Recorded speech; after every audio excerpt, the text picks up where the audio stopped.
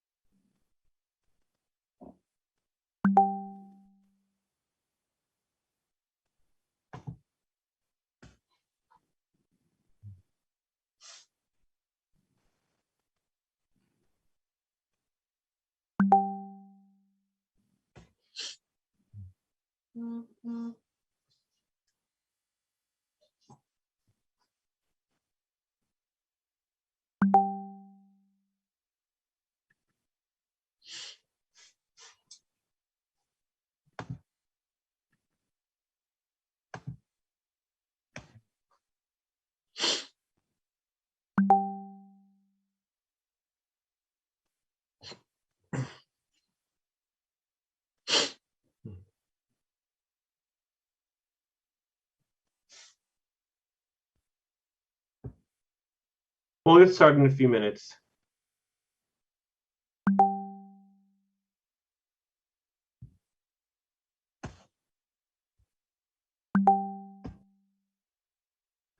And we are live on television right now.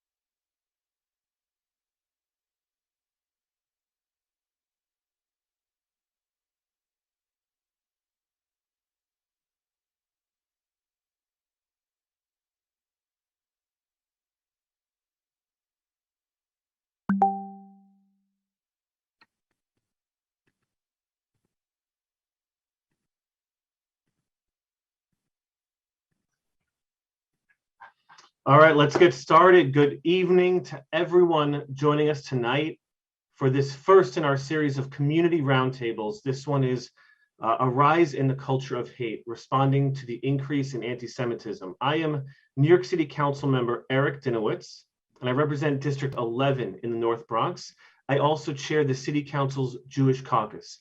As many of you who are logging on tonight know, before I was elected as a council member, I was a public school special education teacher for over a decade. My background as a teacher is what inspired me to run for office. And I know firsthand how vital it is to expose our students to different cultures and life experiences, and the importance of an educated and informed populace. Tonight is the first in a series of roundtables I'll be hosting throughout my term as council member. And as a Jewish person, this evening's topic is incredibly meaningful to me. Anti-Semitism harms all of us, and we must come together to combat it. Anti-Jewish crimes and any crime that targets a specific group, it's not just about that individual experiencing the hate, but those types of crimes terrorize our entire community. I hope that tonight we can arm ourselves with information and action items that will allow us all to combat anti-Semitism. I'd like to thank BronxNet for live streaming this roundtable and making it available to Bronxites of my district and beyond. Before we begin our discussion, I would like to introduce our esteemed panelists that have joined for this important event. First, we have U.S. Congressman Richie Torres. Richie is a pacifist, but a fighter. He's a fighter from the Bronx who has spent his entire life working for the community he calls home. Like many in the South Bronx, poverty and struggle have never been abstractions to him. At 25, Richie became New York City's youngest elected official and the first openly LGBTQ person elected in the Bronx. He represents New York's 15th congressional district and is a member of the Financial Services Committee and serves as vice chair of the Homeland Security Committee. Welcome, Richie. Next is Josh Cramer. He has served as director of AJC New York since September 2021. Before coming to AJC, Josh worked as a government relations professional on behalf of a large hospital system. Prior, he served as a federal lobbyist to a wide variety of clients responsible for developing and stewarding relationships with elected officials, government agencies, and private foundations. He has extensive experience interfacing with both elected and career government officials and securing federal funding for client projects. Josh also spent a year in Kandahar, Afghanistan, as a local program manager at the Kandahar Education Center. He also has substantial experience serving as a Jewish communal lay leader, serving on the boards of numerous communal institutions. Welcome, Josh. Thank you so much, council member. And last, we have Avi Posnick. He is the regional director for Stand With Us in the Northeast. Stand With Us is an international education organization that supports Israel and fights anti-Semitism around the world. Since joining Stand With Us in 2007, Avi has been growing Stand With Us's outreach to community leaders around the area, building coalitions, educating, empowering them to fight anti-Semitism. Before joining Stand With Us, Avi attended Yeshiva University, where he majored in political science. It's a good major. He was also very active in high school, leading many campaigns and public demonstrations to support Israel and to call for the extradition of Nazi war criminals living in the US and in countries around the world. And I also want to acknowledge two people we have joining us as guests on Zoom. One is Rabbi Barry Dov Schwartz, chaplain for the Nassau County Police Department, also former Nazi hunter. And we also have Rabbi Joseph Robinson, Director of Community Engagement and Coordinator of Riverdale Jewish Community Partnerships at the Riverdale Y. So welcome to our panel. Thank you so much for having us. I want to start out by just talking about, what is anti-Semitism and is it a problem? So in the Jewish community, we are obviously very sensitive to it, but how bad is this problem and how do the statistics compare to the perception? Josh, do you want to start out with that?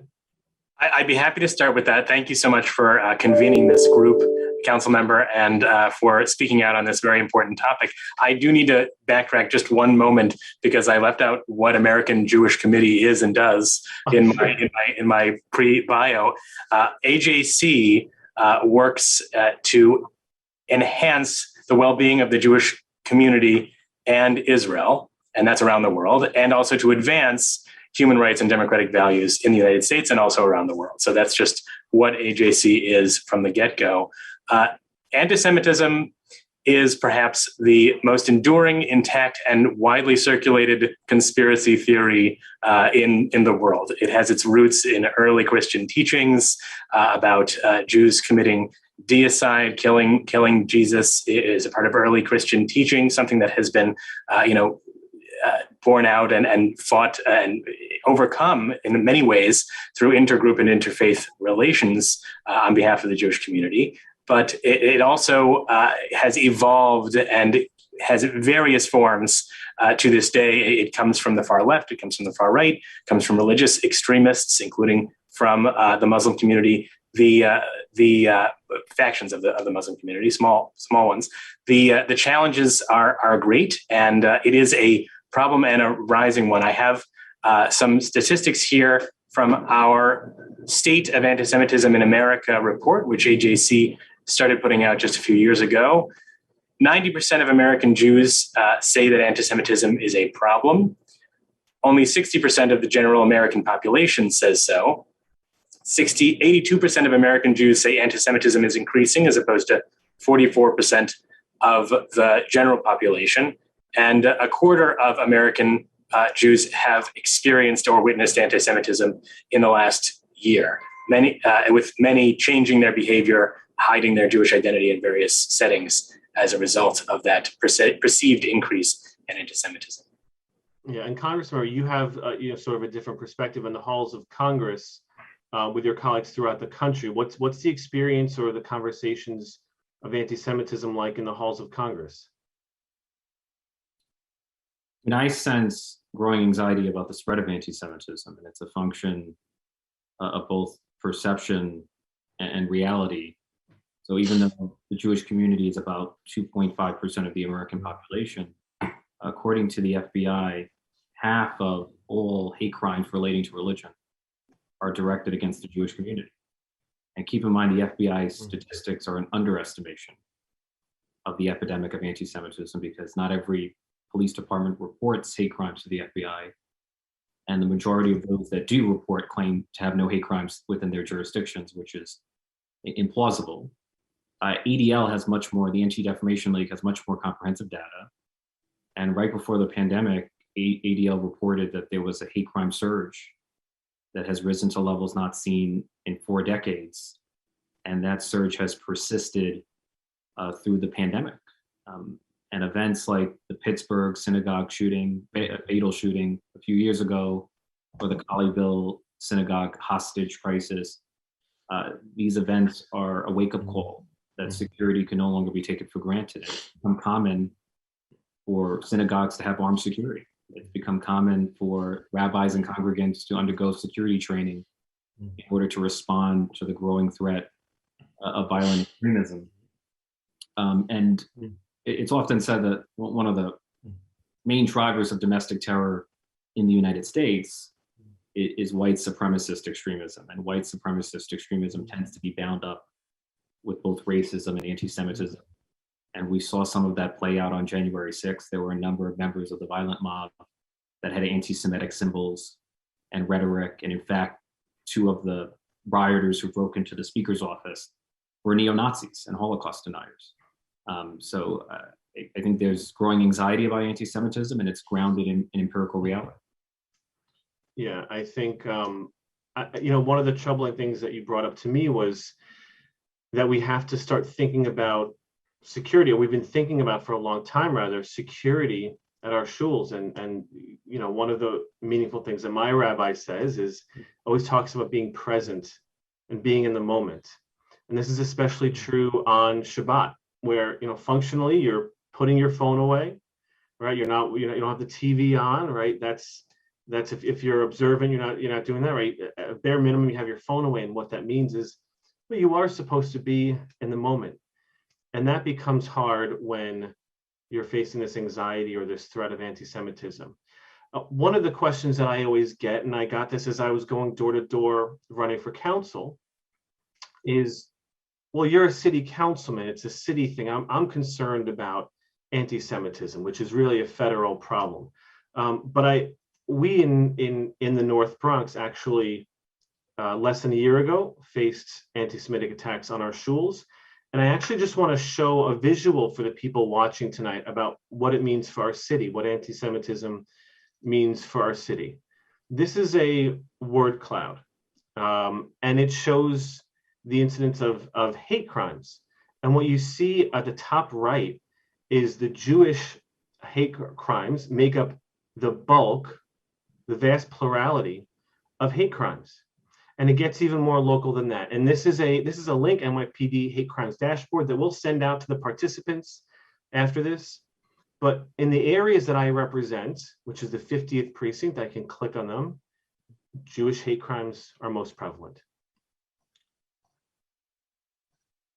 Another precinct, the 52nd and 47th, Jewish hate crimes. This is a corresponding dashboard to the data that the FBI collects, which Congressman Torres mentioned. And in the last year, there were over 500 incidents reported to the NYPD hate crimes dashboard, leading to 207 arrests. And of the overall incidents, 38% across the city, not just in a couple of districts, 198 incidents were committed against Jews, and 131 were the second highest incidents were anti-Asian hate crimes, and that number has skyrocketed in the last year. But essentially, it's made up about half of hate crimes in the city, and this process of reporting hate crimes is rife with problems, just like the FBI hate crimes reporting is. Yeah. And Congressman, one of the things you mentioned was the Tree of Life massacre. And that was, as a Jewish person, one of the most frightening and difficult times. But one of the most uplifting experiences was going to Shabbat services that weekend and seeing the support from the non-Jewish community, from my Muslim friends, my Christian and Catholic friends. So that was very uplifting. So with all that support in the North Bronx, I don't know, tell me, it still feels to me as though these issues aren't getting the attention or the care that corresponds to the sheer volume and percentage of hate crimes that exist. Is that a sense that the three of you on this panel have? I don't know if Avi wants that, because I don't. Yeah, Avi. Sure. No, I think, first of all, thank you to you, Councilman, for putting this together. I think a few things. One, I think you go back to, 6-7 years ago. I mean, I know at Stand With Us, at AJC, at many other organizations, we were screaming about anti-Semitism. We were screaming, especially on college campuses. And, it wasn't part of the conversation. I think anti-Semitism is now at least part of the conversation, right? You look at the news, you look at, what elected officials are saying, they're talking about it. I think it's still, what was commented before about the reporting. I think there definitely needs to be improvement there at how we report it to make sure that the numbers are accurate. And I think people also need to feel comfortable coming forward when they see something, right? If you see something, say something. So I think that's important as well. I think another aspect that sometimes is overlooked is what's happening with our future leaders, right? What's happening with our students? How is anti-Semitism affecting them? And I think even on college campuses where there is a lot of support, right? There are many different organizations that are helping. I think a lot of the issues that we're seeing in society very often play out on the college campuses as well. And I think that's another aspect that needs to be, paid attention to. And I think resources, how are we reporting crimes over there, the security of our institutions on college campuses as well. I think over the pandemic, when most college campuses were remote, we still saw incidents happening, right? We saw swastikas being, on the Hillel buildings, on the Jewish student buildings. We saw vandalism take place. So I think we do need to take a good look there as well as to how these things are being reported. Even though people are talking about anti-Semitism, what are we doing about it? I think right now we've spoken about anti-Semitism from the right, where it's almost with a bullhorn, right? Where you mentioned that the neo-Nazis, they'll tattoo swastikas on their forehead. It's right there for all to see. But we also see anti-Semitism on the left, and I think in a lot of ways that's a little more insidious, because often it's under the guise of social justice. And they try to mask. I say they. No one's it's not a blanket term, but I think the ones who are masking it in social justice are often just masking their anti-Semitism. And so I want to talk about this word progressive, because I consider myself a progressive. I know Congressmember Torres, you consider yourself a progressive, but you are pro-Israel, and we're going to get into the Israel part of the conversation. But I'd like to hear your thoughts on what it means to be, if you could be a progressive, but also be, pro-Israel and not anti-Semitic. One of the greatest lies in American politics and progressive politics is the notion that you cannot be both progressive and pro-Israel. I often tell people, I'm a person of intersecting identities. I'm Black, Latino, gay, millennial, progressive, and pro-Israel, and I'm pro-Israel not despite my progressivism, but because of my progressivism. I see Israel as a profoundly progressive cause. There are those on the left who are quick to distinguish between anti-Semitism and anti-Zionism. And I once heard a commentator make the following observation, that attempting to distinguish anti-Zionism from anti-Semitism is every bit as disingenuous as attempting to distinguish racism from segregationism. It's a distinction that exists on paper, but largely collapses in the real world.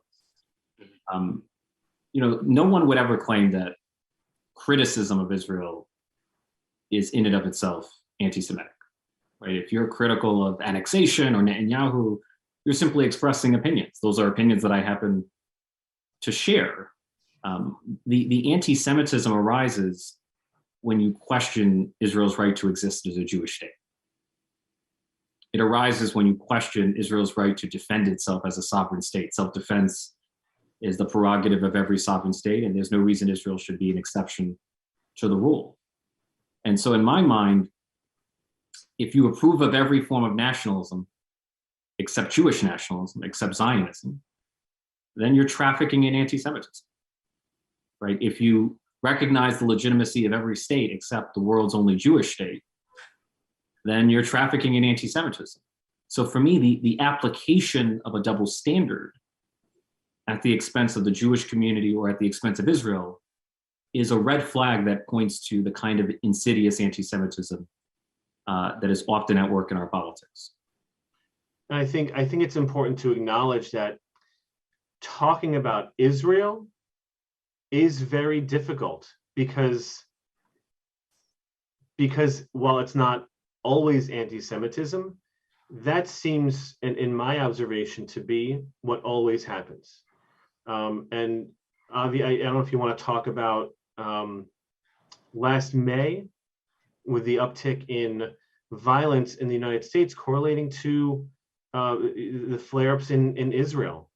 Yeah, no, I think what happened last May when Israel was fighting in Gaza on the streets, what happened here in the streets of New York and the streets of California, where you had, people going through the streets. I know, especially, in California, we saw this at a restaurant, waving Palestinian flags and saying, "Where are the Jews?"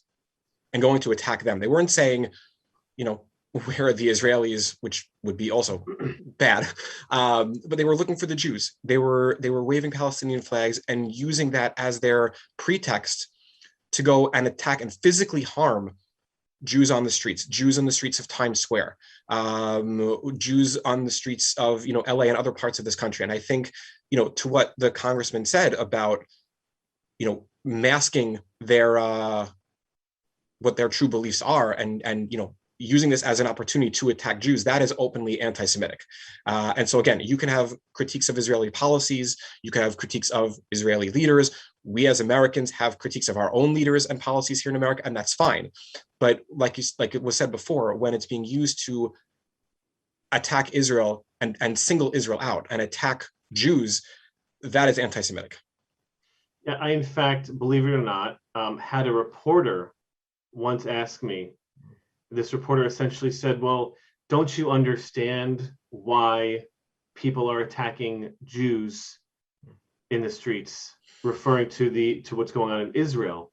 Essentially, right? This is a reporter who's reporting on the news, in some ways defending the violence against the Jewish people for actions, right or wrong, of a foreign government. And I think that's almost the definition of anti-Semitism. But let's say I'm someone who does have a problem with the Israeli government or the actions of the Israeli government. Wouldn't BDS, boycott, divestment, sanctions, wouldn't that be an appropriate vehicle for me to voice my, my disagreement? I mean, isn't that what BDS is? Just regular free speech? I'm dying to take that question, but I that's for anyone who wants to jump at it. Go ahead, jump in, Richie. Look, for me, BDS, to me, and I want to be crystal clear, I consider it an insidious form of anti-Semitism, right? Criticism of every country, including Israel, is fair game. But what's often directed against Israel is not criticism, it's extremism. And BDS is an extremist movement. The purpose of BDS is to end the existence of Israel as a Jewish state. And I want to live in a world where we recognize that the progressive outcome should be a two-state solution, should be the peaceful coexistence of a Jewish state and a Palestinian state, rather than the existence of one to the exclusion of the other. And that's a proposition that BDS flatly rejects, because it advocates for a Palestinian state from the river to the sea, which would mean the eradication of a Jewish state. And so for me, my message to every progressive is that it should be possible to advocate for the construction of a Palestinian state without advocating for the destruction of the Jewish state. And that's the line that is crossed by BDS, and therein lies the anti-Semitism. You mentioned earlier, Councilman Dinowitz, the outpouring of support in the wake of the Pittsburgh shooting, and that was very inspirational. But since the Pittsburgh shooting, the Tree of Life Synagogue massacre, we have seen a number of high-profile actions against the Jewish community. And by high-profile, I don't mean anti-Semitic statements made on the internet, which you can find millions, billions of examples. I mean violent and public and national news level attacks against the Jewish community with machetes and guns, or taking Jews hostages recently, as or a week and a half ago in Colleyville, Texas. The fact that so many, with the perception that it might mean taking a stance on the question of Israel and or Israel's handling of the Israel-Palestinian conflict, we see deafening silence since the Pittsburgh shooting. That was an example of support from the press, and from the whole country essentially came out to support the Jewish community in the wake of that attack.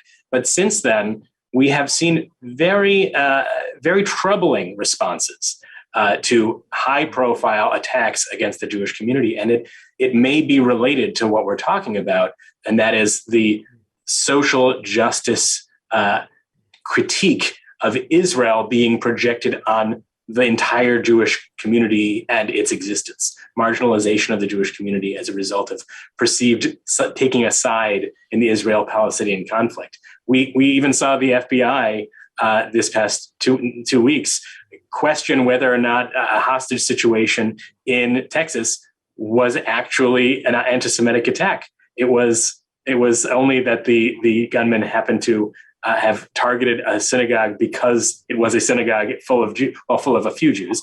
That is where the power is concentrated, is what he essentially was saying when he took those people hostage, and playing on further anti-Semitic tropes. That violence touched us here in New York. He claimed to have explosives placed in various places within New York, and forced the rabbi in that hostage situation to call Rabbi Angela Bookdahl, whose central synagogue is just 2 blocks from where I am sitting. So we are not unaffected by situations like that took place in Colleyville. Just to piggyback off that, if I may, for a second, talking about what our leaders say when it comes to this, and what people of influence say when it comes to situations like this. Since the hostage situation at the synagogue in Texas, there are a number of schools. I'm not going to name names here, but there are a number of schools that have sent out emails to their students, following the attack, and the way they phrased right, what happened, which is similar in some ways, right, what first came out, right, from the FBI, and then, right, the backtrack, but the language used, well, we're noticing things now that it might have been anti-Semitism. It appears there were some anti-Semitic aspects to it. When I think if this were another, affecting another community, I don't know if we would have used the words appears or it might have been. I think it would have been much more declarative. So I think the words that are used as well, I think are important. And it's, this movement is not something that is just, affecting us as, as adults here in the community as well, but this is something that has also taken place on the college campus as well, not to necessarily keep going onto the campuses, but what we're seeing there as well is sort of, right, a microcosm of, society as a whole. It's no longer about just isolating Israel. It's about isolating pro-Israel and Jewish students within the campus, making sure that there are public campaigns against them, trying to prevent them in many ways from participating in various aspects of campus life, student government, events, or student activities. These are things that we've seen where Jewish students, because of the beliefs of the anti-Israel students and the anti-Semitic students, have been trying to prevent Jewish students from participating and be trusted members, if you will, of campus life. So I think one of the things we struggle with is what is the line, and perhaps we can talk a little about that line. What is the line between saying, hey, I have these problems with Israeli policy, and when does that line again cross into anti-Semitism? How do we know? And we're talking about our leaders saying the right thing. We talk about public people saying the right thing. How do we know as leaders when something is a legitimate criticism of Israel, and then that those criticisms are just masking anti-Semitism? It's difficult, but there's a pretty easy mnemonic to remember when thinking about what crosses the line into anti-Semitism when talking about Israel. It's the 3 Ds: demonization, delegitimization, and holding Israel to a double standard. These 3 Ds are essentially when criticism of Israel, which by the way is not anti-Semitic and is not anti-Zionist. There's some confusion as to what that term means. Anti-Zionist rhetoric effectively means, to us, it is anti-Semitic when it is defined as the belief that Israel has no right to exist. So delegitimization of those 3 Ds is crossing into anti-Semitism, and it's basically what Congressman Torres said. It's what is unique about Israel. It's the only Jewish state. Well, why would only the Jewish state not have a right to exist? Well, perhaps it has something to do with the fact that it is the Jewish state. So the claims against Israel as being bloodthirsty, that's demonization, an apartheid state, also demonization. These terms do not apply. We also see a tremendous problem in placing an American lens on the Israeli-Palestinian conflict. The struggle for Palestinian rights, and we at AJC advocate for a 2-state solution someday down the road, if that is a beautiful dream that we hope comes true someday. But the struggle for the Palestinian cause for statehood is not the same as the struggle for civil rights in America. And there's an effort in America to place that lens on the Israeli-Palestinian conflict. And it does a disservice, really, to both struggles. It does a disservice to the Palestinian struggle, and it does a disservice to the struggle for civil rights in America, because they're separate with their own separate challenges. Can I interject? I think someone took exception to my criticism of the BDS movement. I would just ask people, why is there no BDS movement against China for committing genocide against Uyghur Muslims? Or a BDS movement against Myanmar for ethnically cleansing Rohingya Muslims? Or a BDS movement against Russia for aggression against Ukraine, or Iran for being the lead sponsor of terrorism in the Middle East, or Saudi Arabia for murdering Jamal Khashoggi? If the exclusive delegitimation of Israel is not explained by anti-Semitism, then I would love to know an alternative explanation. I'm open to the possibility that I'm wrong on this issue. And that goes back to, I think, Josh's definition, the 3 Ds. One of those Ds was double standard. There's one other word that's been used, and it's almost, again, I see it a lot more on the left used as some sort of dirty word, but it's not. The word is Zionism. And it's used often, I see, to attack political opponents. You're a Zionist, as if that's a bad thing. But first, how do we define, is there a working definition of Zionism that we and everyone watching can collectively understand?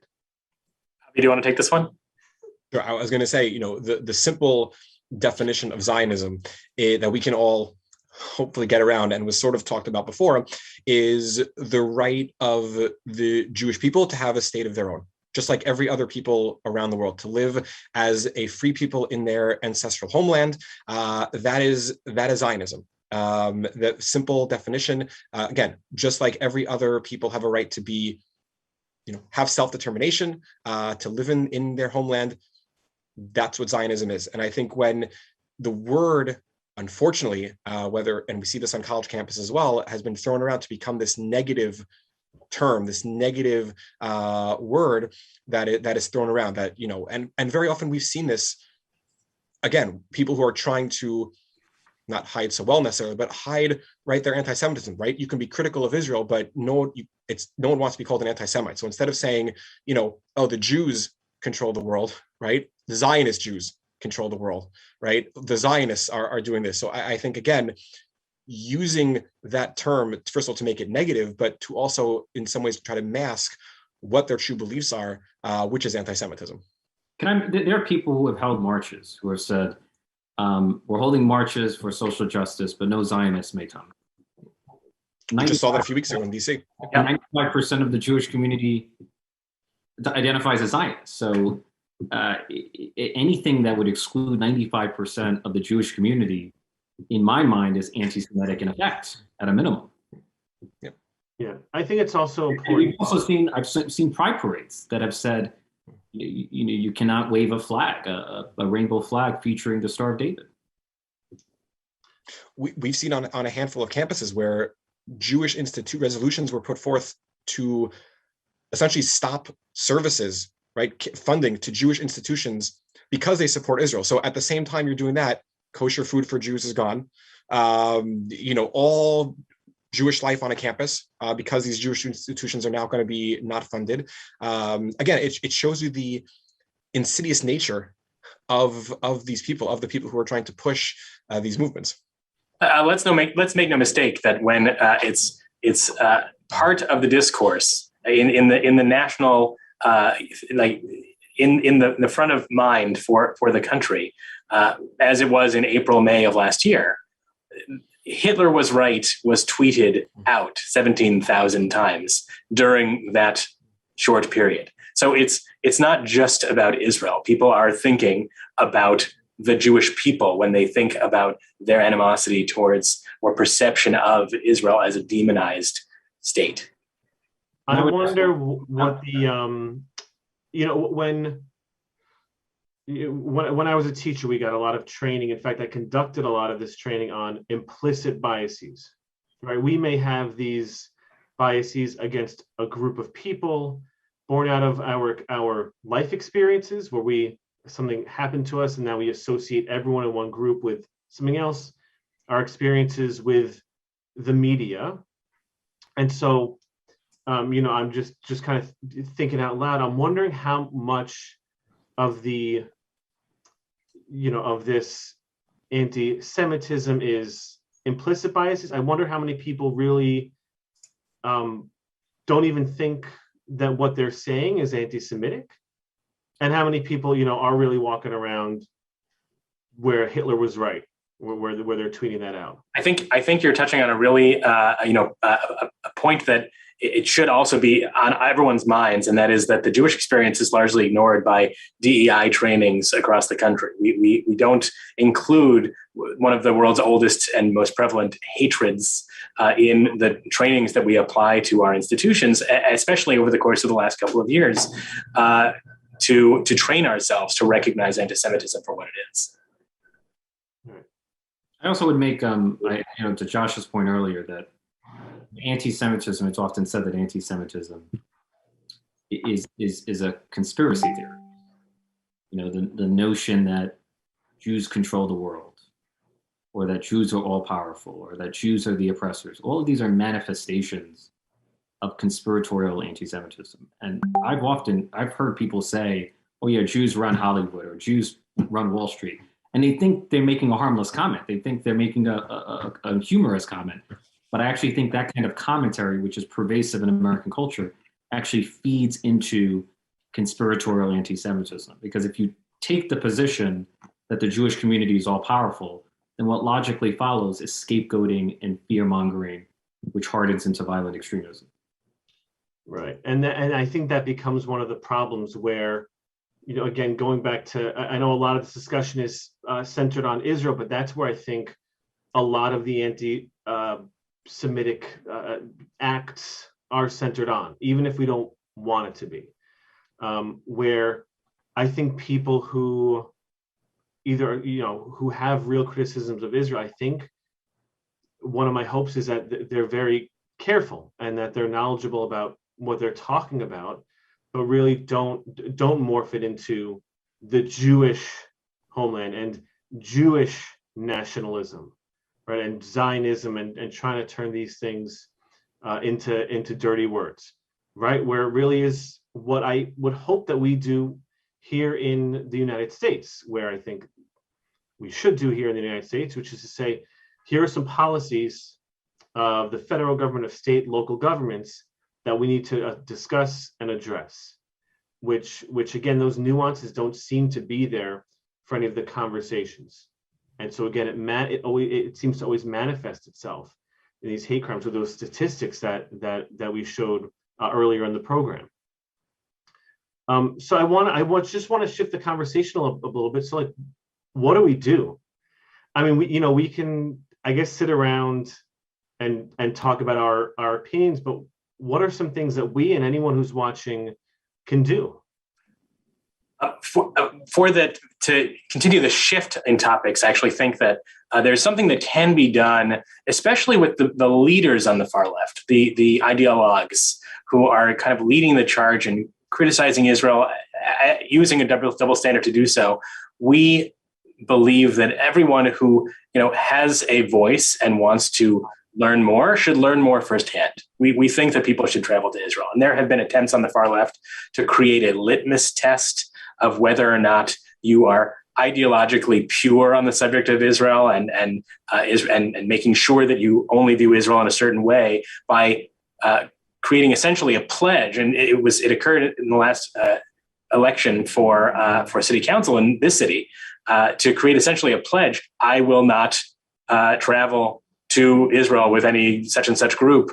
And many groups are showing everything about Israel, the good, the bad, the ugly, and Israel is not a perfect place. I have been known to criticize Israel myself, but the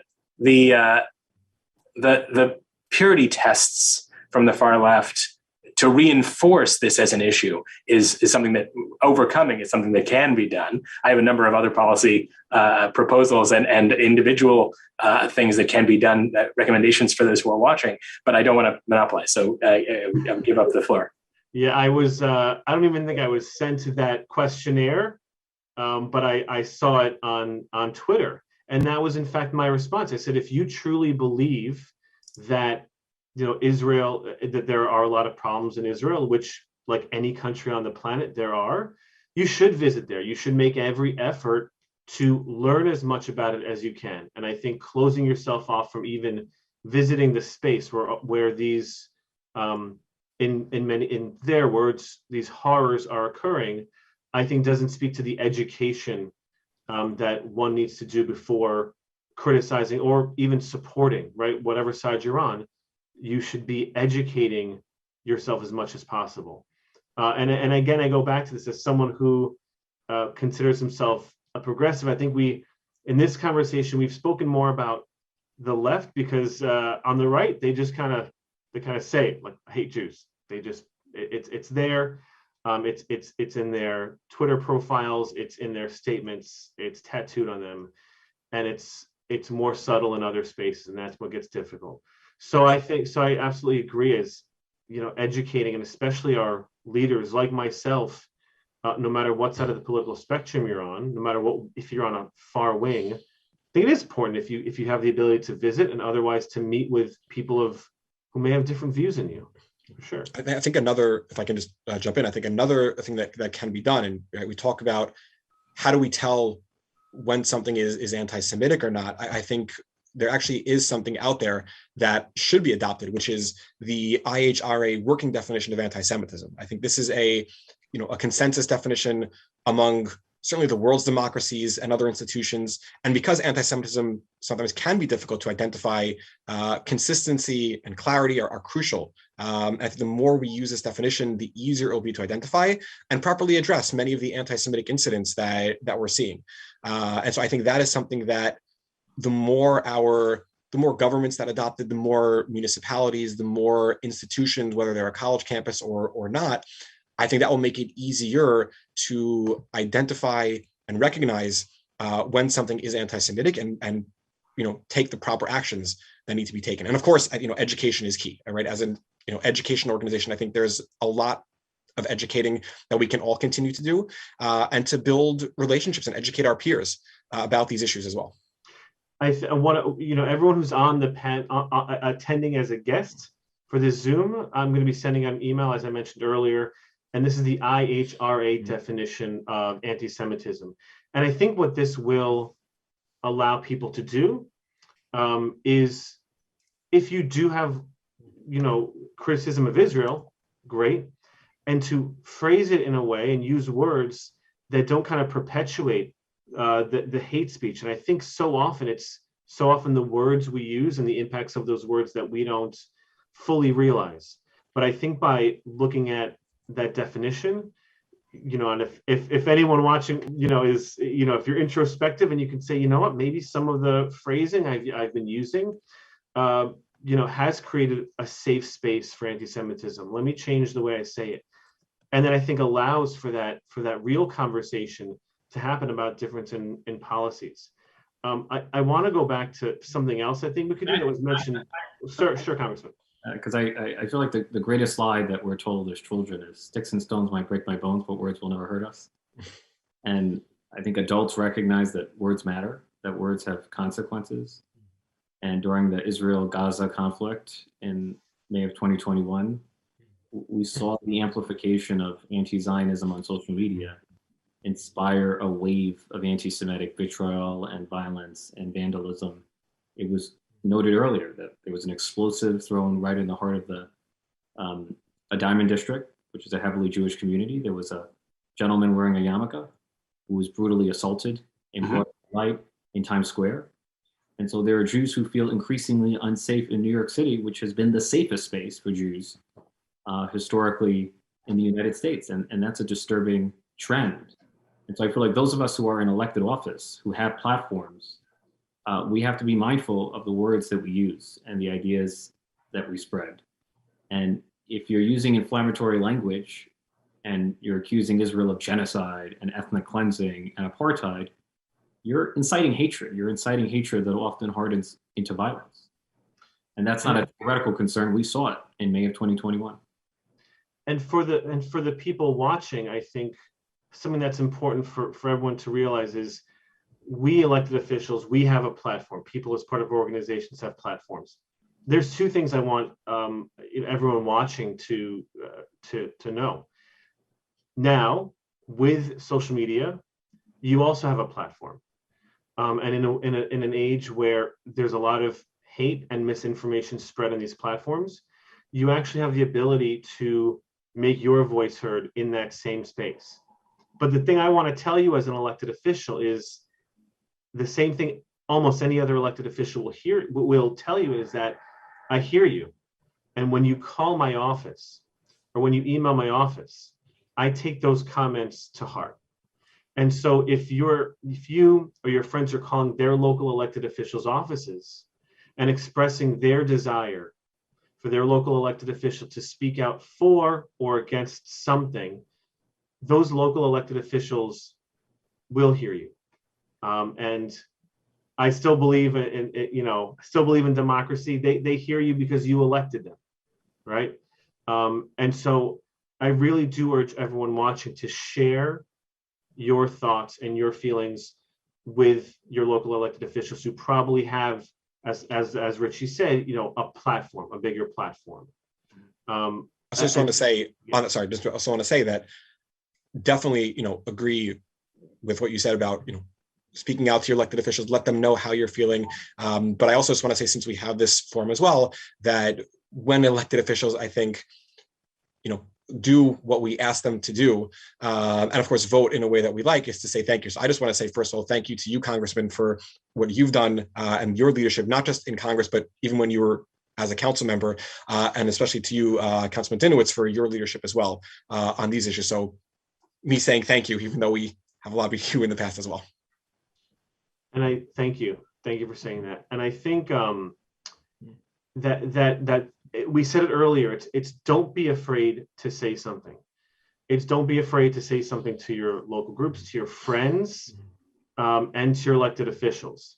But I think, Josh, something you brought up was the anti-bias training that I've conducted, and that so many of us, especially in government positions, we are mandated to take. I think you're right, does not include implicit bias about stepping away from the Israel conversation, just about Jewish people who have been persecuted for generation after generation. Yes. With we see these tropes all the time. We see them all the time, and I think for anyone who wants a resource, we'll send this out too. I think the Anti-Defamation League has just laid out a lot of what those tropes are. We see this in politics.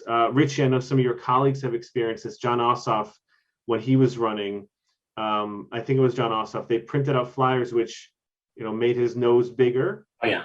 Right. And then I think we're sharing some other I guess they're dog whistles, right? Is that the phrase we use? Dog whistles. Have there been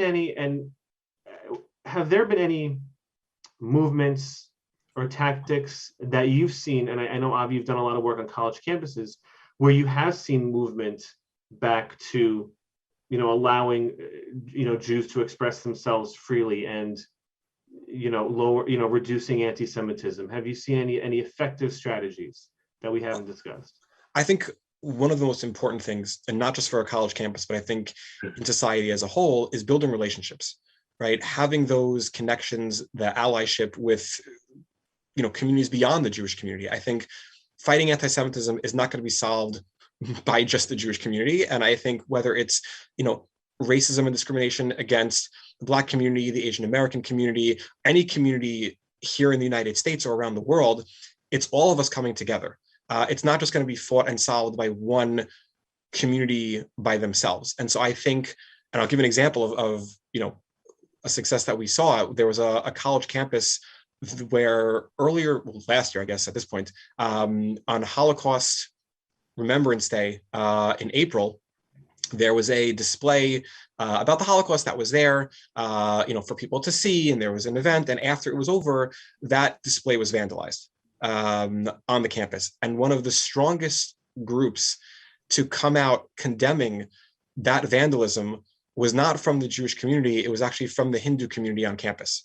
And so building, and we've seen this with other communities on campus, we've seen it with other communities, outside the Jewish community and society as a whole, is that by building these relationships, building these connections, and especially at a younger age, it makes all the difference going forward. And when we're able to see people talking to each other, college students building these connections, these bridges, these connections, it really, first of all, it brings down the level of hostility and allows for conversations to be heard. And we have many different workshops that we do around this, where people can have these conversations and disagree on different issues, yet still be civil and still understand that, yeah, we have a right to agree to disagree, and we're still gonna coexist. We're still gonna, be together on campus and in society.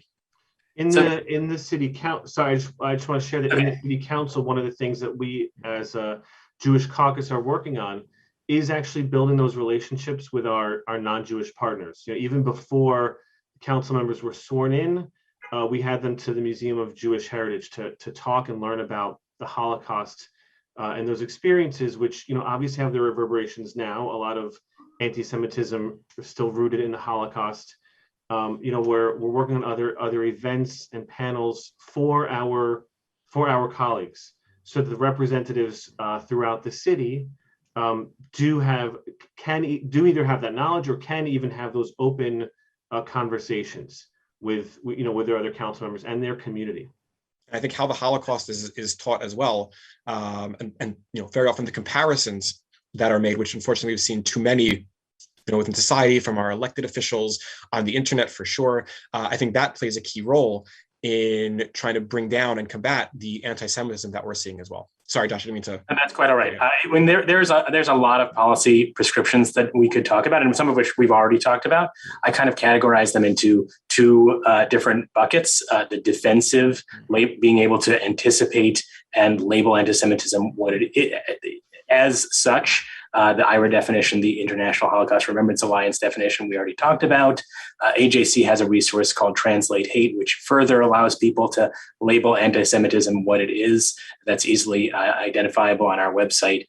The recent effort in Congress to double, I believe, the nonprofit security grant program is something that is also defensive. It anticipates future attacks on nonprofit organizations. Synagogues specifically is what this is in response to as a result of the hostage situation a couple of weeks ago. We also have a training program that AJC has rolled out across the country. It's a part of our coalition building work, which we've already talked a little bit about. It's very, very important to have good friends. And AJC New York has a Muslim Jewish Advisory Council, a Latino Jewish coalition, and the Black Jewish Clergy Roundtable as examples of that coalition building work.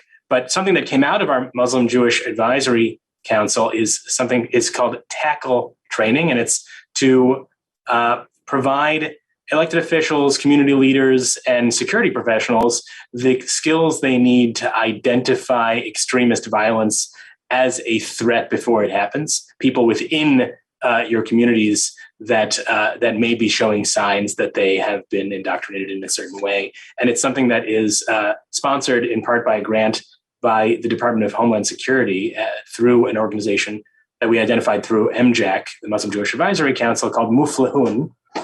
Roundtables like this help, and we at AJC are planning a number of roundtable discussions on anti-Semitism. Thank you for your partnership, Councilman Dinowitz. We hope to do at least one in each of the 5 boroughs of New York to bring together the elected officials from those boroughs to discuss this very topic. The Jabara Hire No Hate Act is meant to improve the hate crimes reporting, which we kind of talked about earlier as being somewhat faulty. Councilman Dinowitz, you mentioned that DEI trainings and improvements there are very much needed. Corporate social responsibility needs to step up in a very big way on behalf of the Jewish community when the response from the top effectively is a private email just to a subset of some Jewish employees of that company.